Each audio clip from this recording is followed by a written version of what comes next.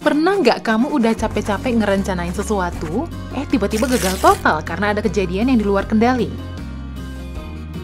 Pasti rasanya bete banget ya, dan pengen marah-marah rasanya. Nah, respon yang berbeda akan muncul kalau kamu udah mempelajari Stoicism, karena kamu malah bisa manfaatin apa yang udah terjadi dan mengambil hikmah dari kejadian itu.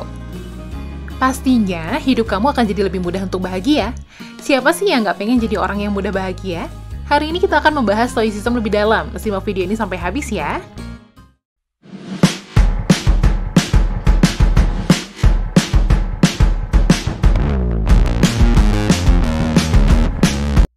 Stoicism, atau biasa disebut dengan stoikisme, adalah filosofi yang percaya kalau dalam hidup ada hal yang bisa kamu kendaliin dan ada yang nggak bisa kamu kendaliin. Kamu nggak bisa ngendaliin apapun yang berasal dari luar diri kamu, tapi kamu bisa ngendaliin reaksi dan emosi kamu menghadapi situasi itu. Misalnya, kamu lagi asik main bola bareng teman-teman, tiba-tiba hujan deras. Kamu bisa aja sebel dan emosian sambil neduh.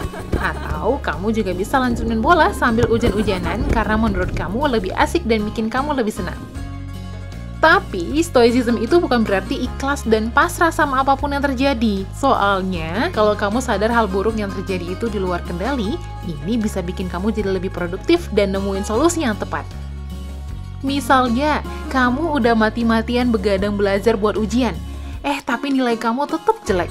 Kalau kamu ngikutin stoicism, kamu nggak bakal marah atau stres, tapi kamu bakal introspeksi diri, apa yang bikin nilai kamu bisa tetap jelek. Terus, siapa yang pertama kali nemuin stoicism? Filosofi stoicism ditemukan tahun 304 sebelum Masehi sama pedagang asal Siprus, Zeno, yang kehilangan hampir seluruh kekayaannya karena kapalnya tenggelam pas lagi berlayar ke Athens. Suatu hari, dia nemuin buku tentang filosofi Socrates dan dia mutusin buat belajar filsafat sama filsuf Crates dan Stilpo. Kemudian, Zeno jadi filsuf yang punya banyak siswa. Dia biasanya mengajar filosofi stoicism di terasnya yang namanya Zoa Poikil, artinya teras yang dilukis. Awalnya, filosofi ini namanya Zenonism, sesuai dengan nama penemunya. Tapi, nggak lama kemudian diubah jadi Stoicism, yang diambil dari Stoa Poikil. Makanya, filosofi ini juga sering disebut filosofi Stoa atau filosofi teras. Setelah Zeno, ada beberapa filsuf Stoicism lainnya yang terkenal, diantaranya Marcus Aurelius, Seneca, dan Epictetus.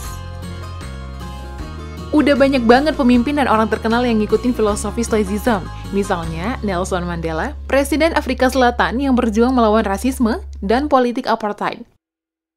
Dia mulai belajar tentang Stoicism waktu dia di penjara selama 27 tahun lewat buku-buku Stoicism karya Marcus Aurelius.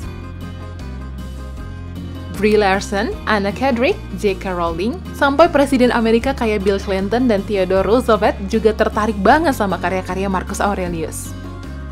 Stoicism ini bisa banget diterapin dalam kehidupan sehari-hari, misalnya menghindari baca berita toksik kayak gosip atau kriminalitas, mencoba untuk gak emosian pas ngadepin hal sepele kayak kehujanan atau macet, atau coba deh buat ngelakuin hal positif kayak ngebantu orang lain tanpa berharap kebaikanmu dibalas.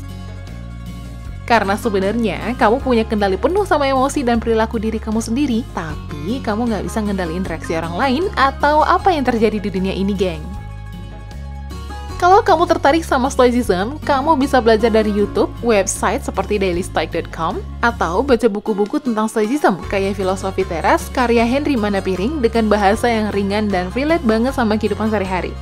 Kalau kamu mau yang lebih serius, kamu bisa baca Meditation-nya Marcus Aurelius, Discourses and Selected Writings-nya Epictetus, dan Letter from a Stoics-nya Seneca.